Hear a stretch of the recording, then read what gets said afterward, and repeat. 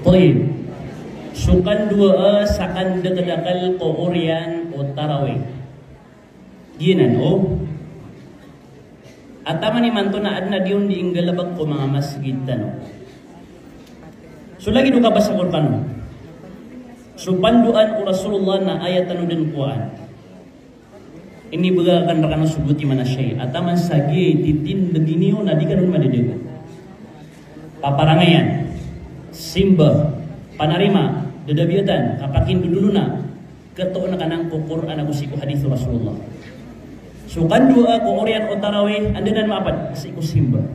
Pakan duda nga ko Quran aku siku hadis. Eno adna pakasalian anna buntal akining gulalan nun Rasulullah sallallahu alaihi wasallam agus mga sahabat niya ay sembagian na da.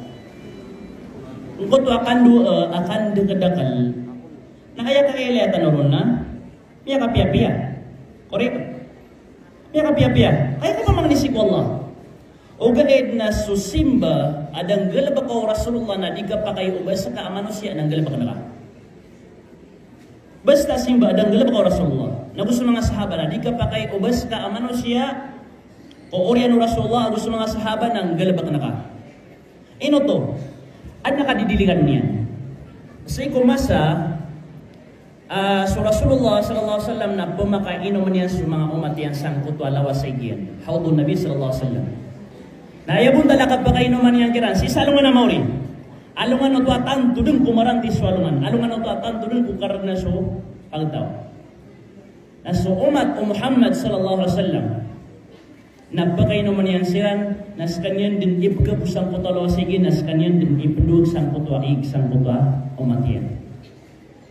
Nasuntaw adi inggagalabag sa pimbabang ko agama tanaw agama Islam nagu ini pamaguman yang ko agama tanaw agama Islam asimba na amay kas kanyan indugan o Rasulullah sallallahu alaihi wasallam sang kutwa baso abba kainom niya nun na badan ketakap akap keawatian ko Rasulullah sallallahu alaihi wasallam o manian kawaan ang kutwa baso na badan matakap ang ketakap keawatian nagumiro sa Rasulullah sallallahu alaihi wasallam. Ya Rab, umati, sumatakan. Ino ay agi masusweran, ino ay iplugang kira ng kaya baso na ban katakap akap pakawatan nila. Tigo, Allah subhanahu wa ta'ala, ya Muhammad, la tadri, mada ahdathu ba'dak. Hey Muhammad, din kakatawan kung anto noonon, ipimbabaguiran, ini pamagumaniran, kung agama, si iko, Orian, kung kepos ka. Napanagilan tanong. Napadagisa da mga dalilian. Sulang nasimbatan ko Allah na langon adna dalilian. Na susimba ada dalilian na panang gila hingga pagariakan, gubayakan, loksakan, inakan, babuakan, papakulay. Assalamualaikum warahmatullahi wabarakatuh.